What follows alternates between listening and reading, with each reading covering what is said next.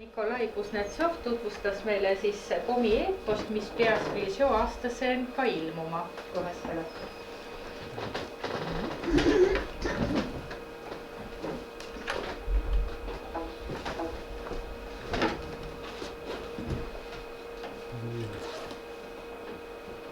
Jah, ühte komi eepost on tõlgitud praegu juba eesti keelde ja seda varsti ka näeb raamatuna. Mina aga selle 20 või kui palju mul aega on minutiga püüan natukene tutvustada. Ise ei ole eepose asjatundja, küll aga suudaksin natukene rääkida, mis need endast kujutavad ja et olla ka selle konverentsi peateema raames, siis natukene ka näitan komi eeposte uut tulemist, et mis nagu minu silmis tähendab, kuidas see komi eepose motiivid, süžeed elavad edasi kirjanduses ja nii edasi. Ise tulen Tartust ja töötan Tartu Ülikooli juures. Tuletaks meelde kõigepealt, kes need komid on ja kus nad on. Kus on küll, et enamik teist teavad, aga siiski paari-kolme lausega. Siis tutvustan natukene komi eeposed. Päris süžeesid ma ei hakka rääkima ajapuudusel ja ei oleks ka võimalik kõike rääkida, aga natukene iseloomustan ja siis sujuvalt lähen ka selle uue tulemise juurde. Näitan ka pilte ja muud. Et komid elavad siis Venemaa Euroopa osa kirdenurgas enne uuraleid veel. Enamik on siis sürjakomid, kes elavad praegusel komimaal ja neid on viimase rahvaloenduse järgi 234 umbes 1000. Nendest sürjakomidest lõuna pool elavad siis permikomid, keda on siis alla 100 000 praegu juba kõnelejaid, keeleoskajaid veel vähem, aga see selleks. Peale nende alade siin, mis on üsnagi suur, komisid elab veel siis nii Koola poolsaarel siin väiksem diasporaa, et neid võiks olla mingi teise tuhande ringis seal koos Koola saamlastega. Siis komisid on kindlasti veel siin Lääne-Siberis ja kui uskuda nüüd toponüümika ehk siis kohanimede andmestikku, siis komid on seotud väga paljude asutustega ajaloos päris kaugel ka Ida-Siberis kuni Altaini välja.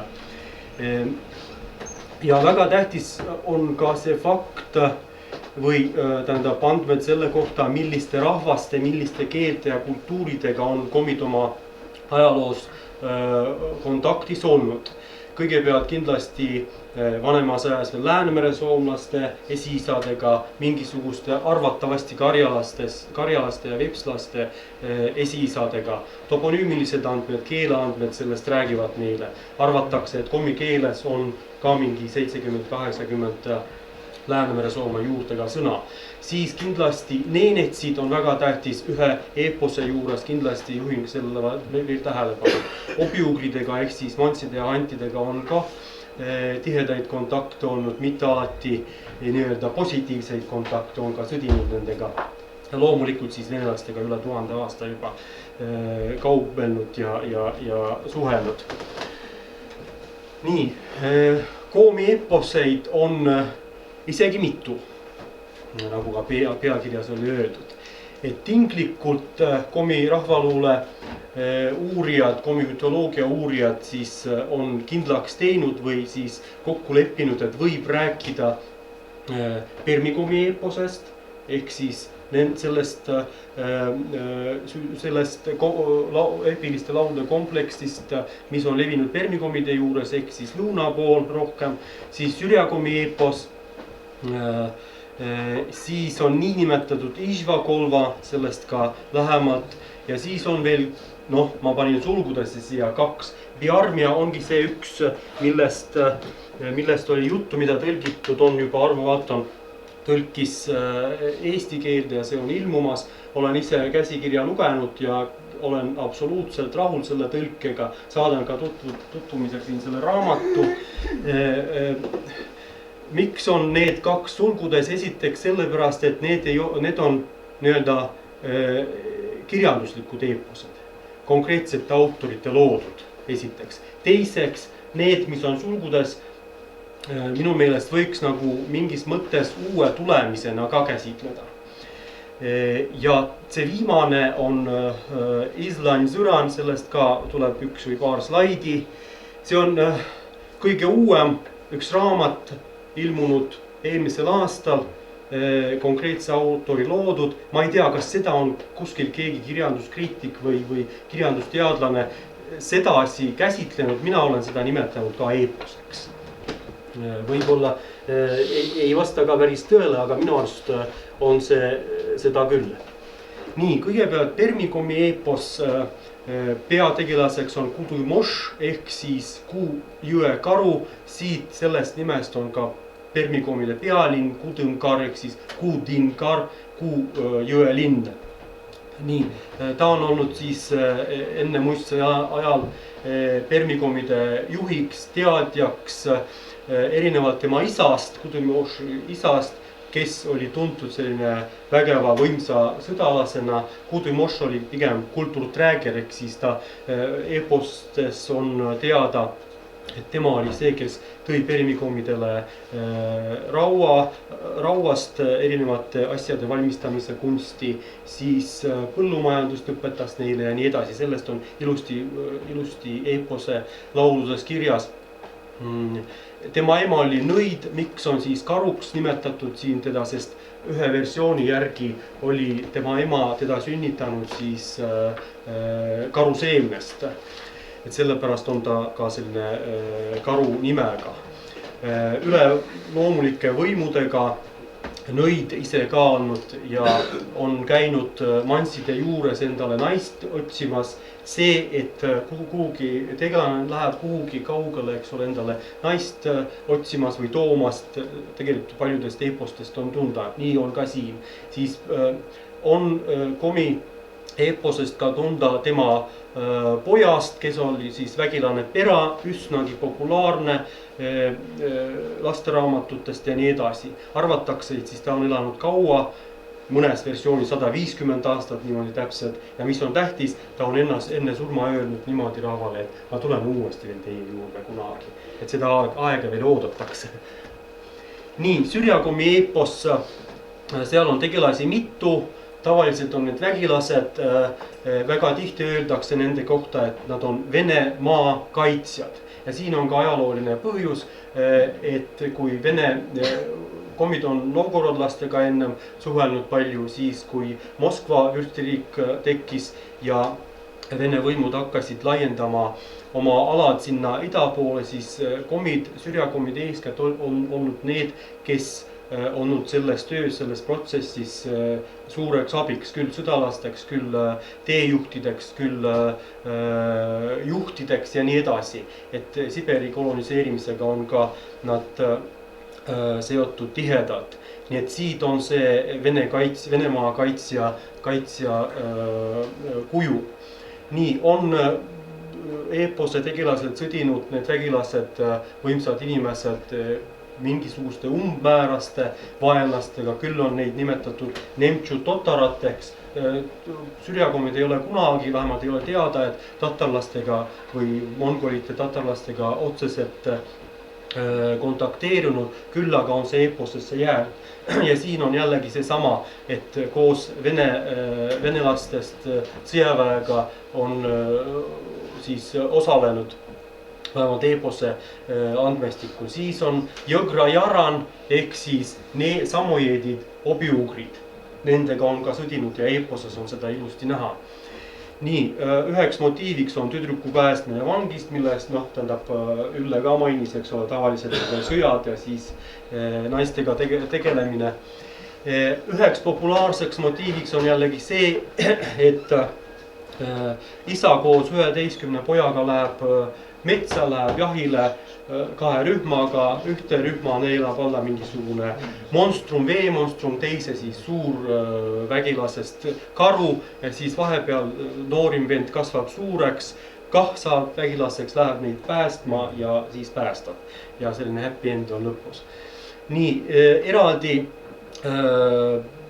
tsükliks on ka niinimetatud nõiaeepos või vahel nimetatakse röövlieeposeks, siin on ka tegelaste nimed, hästi populaarsed on eriti näiteks Jirkap, Jagmort on kindlasti ja teised ka, siin on need areaalsed nimetused, et teatud kohtades olid rohkem levinud ühed või teised tegelased ja on siis eeposesse fikseeritud neid. Nii, see, mis on nüüd slaidil, see on nii päris omaette eepos, mis oli suureks avastuseks teadlastele 50-60 aastat tagasi, ennem nagu sellest ei teatud. Ma näitan ka siin väiksel kaardikesel umbes, kus need niinimetatud kolvajaranid, siin on ka nimetatud need kolvajaranid, ehk siis kolvaneenetsid teise sõnaga. Et kui Sõktõvkar-kommide pealinn on siin, siis need põhjapõdra kasvatajatest sürjakommid ehk siis Išva-kommid paiknevad umbes siin ja siin Kolva jõe vesikonnas on niinimetatud need kolvajaranid. Need ennast nimetavad just nimelt selle sõnakombinatsiooniga kolvajaran. Nad ütlevad, et nad ei ole neenetsid, nad ei ole ka kommid, nad ütlevad, nad on kolvajaranid. No ma siin plussiga ka märgin, et Išva-kommid pluss neenetsid. Mis neid eristab, et nad on küll neenetsid põhimõtteliselt, kui nüüd skemaatiliselt võtta, kuid nad on läinud siis komikeelele üle. Ja isegi praegu üks mu tuttav folklorist, kes on kogumas seal käinud, ütles paar aastat tagasi, et päris väga huvitav situatsioon, kui mees keelejuht laulab mõnda laulu neenetsi keeles, lõpetab ja hakkab kommenteerima seda komikeeles. Ja kõik see on hästi omane ja nad ütlevad ka oma nende eepiliste laulude kohta, mis on elus veel väidetavad. Kui sürjakomi on juba, ütleme niimoodi, minevik on fikseeritud, seda elus ei ole enam, ei laulda tavalises situatsioonis, siis need kolvajaranid seda veel laulavad. Ja seda nimetavadki nad ise, et kommikeeles lauldavat neenetsi muinasjutud. Et huvitav fenomen iseenesest. Ja kuigi teemad, tegelaste nimed on kõik neenitsipärased, neenitsist võetud, siis teadlased väidavad seda folkloristid, et ühtegi eepilist laulu, mis on kolvajaranitelt kogutud, kuuldud, ei saa otseselt seostada neenetsite eeposega. Nii et ikkagi omaette selline fenomen ja päris palju on kogutud, mingi 50 üksust, 50 laulu. No seal on ka võitlus vaenlastega ja jällegi naise kosimine kuskilt kaugelt maalt on see selline peamotiiv. Siis seesama Piarmia on Kallis Tšahhovi loodud, siin on tema pildike. Ja tema on tähtis kindlasti komi kultuuris, komi selles kontekstis, muidu on seotud ka Eestiga, ta on Tartu Ülikoolis olnud filosoofia professoriks ja komi keelt ka õpetanud küll 2 või 3 semestrit ainult, aga siiski siis suundunud edasi Valka ja Lätti ja Lätist aga suri ära. Piarmia, siin on üks väike kaardike, ta on kindlasti näidata, et Skandinaavia saagadest on teada näiteks Halogalandi Ottari reisidest, kes siis reisis 9. sajandi lõpus pikki Jäämere rannikut juudis ja Valge mereni ja kuni, näete, siin on Bjarmaland kirjas. Ja on ka märgitud, et bjarmade keel on hästi sarnane terfinnega ehk siis saamlaste turja saami keelega. Et see ei ole mingisugune viide keele sugulusele küll, aga selline väike märkus, et seal on sarnase keelega rahvas. No, komid ei ole seda Bjarmiat või Bjarmalandi monopoliseerinud selles mõttes, et loomulikult võib nagu uhke olla, et kunagi mingisugune müstiline impeerium olnud. Aga siiski otseselt komidega võib-olla seostada seda ei ole võimalik või noh, võib, eks ole, spekuleerida, aga siiski mingisugused Põhjala hõimud, Põhjala rahvad, et saagadest just on teada rahvaluulest ja eeposest, Bjarmast. Jah, siis teate, et Venemaal on suur linn Perm, Permi komid, seda Permi nimetust seotatakse ka Vana-Skandinaavia Peormasega või siis Läänemere Soome Peramaa ehk siis mingisugune tagune maa. Et kõik kõik viitab siis sellele, et on asjad omavahel seotud. Nii, aga Žakov on siis kirjutanud vene keeles oma selle poeemi, ta nimetab niimoodi ja Janis Rainis, tuntud Läti luuletaja, on seda ka läti keelt tõlkinud ja läti keeles on see ilmunud esimest korda, tähendab ei olnud enne mingiski keeles ilmunud. Siis ilmus see Bjarm ja Komimaal 93. aastal ja siis värskem üllitis on siis seesama raamat, mis on siin ringi käimas komi ja ka vene keeles. Ja seda on siis Arvo Valton ka tõlkinud ja võin ütelda, et see tõlge on väga hea, väga täpne ja kui nüüd originaaliga võrrelda, siis minu meelest on õnnestunud tõlge. Eks me vaatame, loeme. Ja siis viimane, mida mina nimetan, minu subjektiivne suhtumine asjasse, on ka eepos või eepose uus tulemine. Hästi sarnane selle Žakovi eeposega selles mõttes, et aeg, mida käsitletakse, on sama. Siis on ka see, et on jaotud komi ajalugu kahte ajaliselt, et enne ristiusu tulekut ja pärast. Enne oli siis komi rahva kuldne aeg, siis kui oli kõik komi hästi patriootiline selline teos. Seal on siis kirjas suhted teistega jällegi sõdimine manssidega, oma kultuuri, oma selle keele väljakujunemine ja nii edasi, kuni siis tuleb ajaloos tuntud Permi Stefan oma missiooniga hakkab ristiusku tooma komidele ja levitama seal ja siis näidatakse ka Permi Stefan ja kohaliku selle pealiku kohaliku nõia vahelist võistlust, mis peaks nagu sümboliseerima siis kahe usu vastasseisu. Nii, ja nüüd ma siis lähen sujuvalt nendele erinevatele faktidele või ilmingutele, mis nagu annavad edasi seda vana komi rahva eepost või eeposeid. Mis puudutab nüüd Permi komid, siis näiteks on sellele samale Kudõmošile, Kudõmkaris on püstitatud mälestusmärk, mis siin pildi pealt ka näha. Siis on üks tuntumaid Permi komi kirjanikke loonud ka novelli Vassili Klimov, Legend Kudõmošist, jällegi selle eepose või siis rahvaluule ainetel. Sama nimega on ka olnud üks näidend, on lavastatud siis Permi komi teatris ja on ka üks multikas tehtud, mis on leitav YouTube'ist, et soovi korral võib seda vaadata. Ehk siis Permi komi Kudõmoši seiklustest võib seal näha, tema kangelastegudest ja nii edasi. Siis see, mis edaspidi läheb, on pigem selles Sürjakomi ja Išvakolva eepose kohta. Esiteks on, tegelikult võiks nagu rääkida sellest komi eeposte tänapäevast kolmest suuremast valdkonnast. Kõigepealt on see kirjandus kindlasti, teater ja ka siis kunst, visuaalne kunst. Juba 1961. aastal lavastati esimene komiballett, mille pealkirjaks on siis Jagmort, üks populaarsemaid tegelasi komi eeposes. Ja selle kohta kindlasti, ma usun, et teavad kõik komid, mitte ainult teatud areaalide elanikud või esindajad. Et lugu on siis sellest, kuidas üks monstrum röövib Iluduse külast ja selle tüdruku armsam kutsub rahvast ülesse, et minna siis ka päästa oma kallima selle monstrumi käest.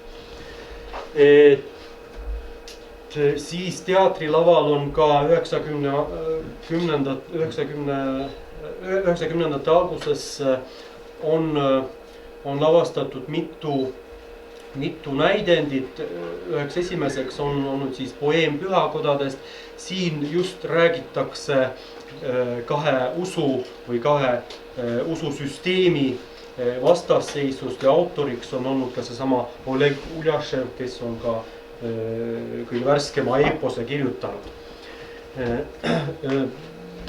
Mäletan väga hästi, et see oli väga suure menuga, et saalid olid alati täis, et hästi populaarne, et eepos see uus tulemine oli väga-väga võimas 90ndate alguses, 20 aastat tagasi. Siis jällegi Olegi kirjutatud näidendi järgi lavastatud teine teatritükk Kertšajõe peremees, see on siis selle nende komi või neenetsid eepose ainetel. Jutt siis sellest, kuidas üks noormees läheb endale pruuti otsima kuhugi kaugele maale. 7 mere ja maa tagant toob. Ma sen kõrvas ikka ütle komi keeletada komi keeletada. Kertšaju Kõžain. Ja Kõžain ja Seto kähel oleks see Kertšajõu peremis. Jah. Ju. Ja no see on üks vanemaid neid Uurali või Soomuri tüvesid, mis on enamikus soomuri keeltes. Ja Kertšaju Kõžain. Kah võin kinnitada, et suure menuga oli see teatritükk. Siis üks värskemaid jällegi selle Ižva Kolva või Kolva Jarani eepose ainetel lavastatud Jasõvõi ehk siis peamees ehk siis juht tõlkes. No siin riietusestki võib näha, et on justkui nagu neenetsite oma, aga see on komikeelne. Ma tahan seda rõhutada, et kultuuriliselt, etnograafiliselt oleks nagu neenetsi, aga samas kõik on komikeelne. Algselt komikeelne, mitte ei ole tõlgitud. Siis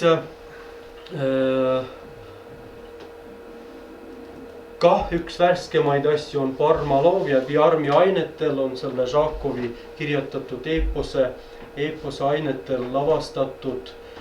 Seda ma ise ei ole kahjuks näinud, aga olen nii mõndagi lugenud ja kuulnud, et on ka olnud hästi populaarne. Mõni aastat tagasi alles lavastati. Nii, kui nüüd minna kunsti juurde, siis üks tuntumaid nimesid, kes on oma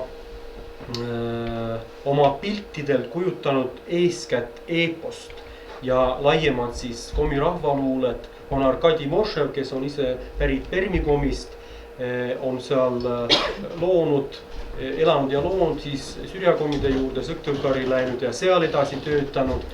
Ja siin ongi kujutatud just see Kudumoš ja teatud motiive näidatud, näiteks selle sama raua tagumist ehk siis raua otsimiseks on seda nimetatud. Et kindlasti on näidatud ka seda, et Kudumoš ongi just olnud see, kes on palju reisinud, mitte sõdadega ei ole käinud teiste rahvaste juurest, vaid nagu seda kultuuri otsima, midagi uut, midagi head oma rahvale. Ja seda rõhutatakse ka Permikomi eepose juures. Siis üks populaarsemaid tegelasi on ka Jirka. Siin üks nagu tavalisemaid motiive oma puu otsimine. Et komi usundis on nimelt selline motiiv, et igal inimesel on metsas oma puu. Ja kui inimesel õnnestub see puu üles leida, siis ta võib sellest valmistada endale ükskõik mida. Ja see on siis see ese või mingisugune objekt, eks ole, on võluvõimetega. Ja Jirka, nii nagu kui mitte kõik, siis paljud komid on olnud jahimehed, valmistab endale ühe suusa, mis siis on hästi kiire ja viib silmapilkselt Uurali taga näiteks selle Jirkapi jahialadele ja kindlasti ainult ühe valmistab ta, sest muidu kui oleks 2, siis ta oleks läinud, ma ei tea, kosmosesse kuhugi, sest et see on väga kiire ja seda on siis Mošev ka kujutanud. No siin on mingisugune paralleel kindlasti Väinämöise ja Kandlega, eks ole, et valmistamine endale. See on tõesti hästi populaarne ka ja Mošev on hästi palju raamatuid ka illustreerinud, mis puudutavad nüüd muinasjutte või eepose laule ja siiamaani põhimõtteliselt antakse ka välja albumeid, kust siis võib näha komi eepost piltides. Siis üks järgmine motiiv, just nimelt 2 usu võistlus, kui Permi Stefan tuleb komide maale, eepose järgi vähemalt ta, eks ole, hakkab neid pühamuid hävitama. Siin on kujutatud komide võimsad püha kaske, mida siis, mille kallale läheb siis Permi Stefan suure kirvega ja ei suuda ühe päevagagi maha langetada. Permi Stefan, mis on huvitav fakt, et eeposes esineb justkui nõid ja võistlus käibki just nagu kahe nõia vahel ja siin teisel pildil on kujutatud komide tolle aja peajuht, Pan või Pamm on tema nimeks. Temast kirjutab ka Oleg Uljašev oma sellest raamatust ja siin on ka kujutatud, et lõppude lõpuks selle võistluse resultaat on see, et see Pamm või Pan on sunnitud lahkuma komimaad ja öeldakse, et läheb Uurali taha. Ja sellega lõpeb ka siis komirahva kuldajastu. Nii, ja siis lokaalsemaid neid laule, motiive erinevatest vägilastest. Siin on näiteks seesama Jagmort, kes viib metsa ilusa tüdruku. Teine on siis lokaalse tähtsusega Jurka, kes on olnud hästi tugev, hakkab siis ohustama ka teiste külanike elu, sest ta varastab nendelt, ise ei taha tööd teha, ise ei taha jahile minna ja lõppude lõpuks kavalusega kohalikud inimesed on sunnitud teda tapma ja kavalusega saavad sellega ka hakkama. Nii, üks teine nimi on Vassili Ignatov, tema piltides on ka hästi palju eepose motiive. Siin on kujutatud jällegi seesama Jagmorti lugu, ehk siis metsa inimese või paluinimese lugu, kui ta varastab ja no siin on natukene teine stiil, aga muidu on terve tsükkel nendest piltidest, mille järgi siis võib süžeet ka jälgida. Kaasajal on üks võimsamaid kunstnikke komimaal Paša Mikušev, kelle illustratsioone näete ka sellest samast raamatust. Seda Olegi raamatut tahtsin ka näidata. Võite vaadata. Paša nimelt teeb pilte mitte ainult eeposest, vaid laiemalt võtab erinevaid motiive rahvaluulest. Nii et siin mul kahjuks vähem näidata, nii palju kui ma netist ka leidsin. Siin on kah raua, eks ole, tagumist näete ja siis põllu kündmist, mis peaks nagu selle Kudumoši Permikomi motiividel. Kui tegelikult on nimetatud Permikomi eeposeks, kuigi teatud motiivid on ka Sürjakomi eeposest leida ja näha. Mingi reis, et Paša nimelt, minule meeldib tema kunst väga, et kohe nagu olen mingis mõttes fänniks, et ta on omapärane stiil ja teeb hästi ilusaid pilte ja illustreerib raamatuid. Tema ja üks tema sõber, siin nimelt on ta Juri Lissovski, nemad ka erinevaid ajakirju illustreerivad. loob samuti oma stiilis juba erinevatel motiividel, näitab stseene, näitab tegelasi ja nii edasi, et sellega võib ka põgusalt niimoodi tutvuda kas või internetis. Ta on siin ka käinud ja teinud, eks ole, meistriklassiline workshopi, kuidas ta nimetab. Et võib-olla ma ütlen vahele, et Evargi ja Üllel galerii on vist kas Mõdepalmi või... Et üle Tiia on võimalik neid käia. Jah, seda enam, ei ma teadsin, et noh, seda siin näeb ka ja mõni teist ka on isiklikultki temaga tuttavad. Noh, siin on ka ilmselt seda kujutatud, et selle Kudumoši ema oli, eks ole, see nõid, kes sünnitas tema siis Kudumoši karult. Nii, hästi põgusalt, hästi kiiresti rääkida võiks nagu rohkem ja näidata rohkem ka jooksvat pilti, aga ajapuudusel nii palju ja tänan teid kuulamast. Aitäh!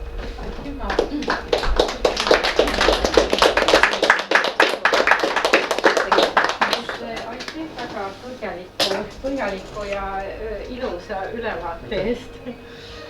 Ma olen minu poolel. Ma täidan oma rolli, et ma siin küll kõnelen vahele, et mul üks hää nagu tuttava Jüri Adams kunagi ütlel, et ja ma pildiliselt ei, panestin endale kokku. Ütlel, et kui siin ütleme, et seal mitu teooriat, üks on nii, et Vindese slaavlase tuli nagu vahele, tõenäoliselt jutt on nii, et lihtsalt soomogrilase võti keele üle, aga ta ütleb, et kui ta sealt Vinne riiki impeeriumit lõunus slaavlasi, siis tõesti on komi. Praegu ma kaigin, mille pärast, et need komi on keskpaiga ja tegelikult sidustada, ütleme, Uuralite ja Põhjaraapit ja kõiki neid, et tegelikult komimaa ongi saanud see sööd. Ma ei mõista ütle, et kas ta on hästi või halvasti, aga tegelikult võin olla avalog tuu, et komik lõunud siis ütelda soomogri riigi või impeeriumi. No jah, aga näiteks ma ei räägi sellele vastu, väga meeldis selliseid asju kuulda, aga näiteks neenetsid võiksid ka midagi pahasti komide kohta öelda, sest nemad on olnud just nimelt Išva-komid kauplejateks ja küll kavalusega ja viinaga ja petmisega on odavalt karusnahku saanud nended ja edasi müünud. No nii nagu kolonisaatorid tavaliselt üle maailma. Siin pole väga kõnelda, ütleme, Võrokase ja Seto üle Piuse jõu, et meil on sama teema. Risti sõda ei lõppe ega lõppe. Jah.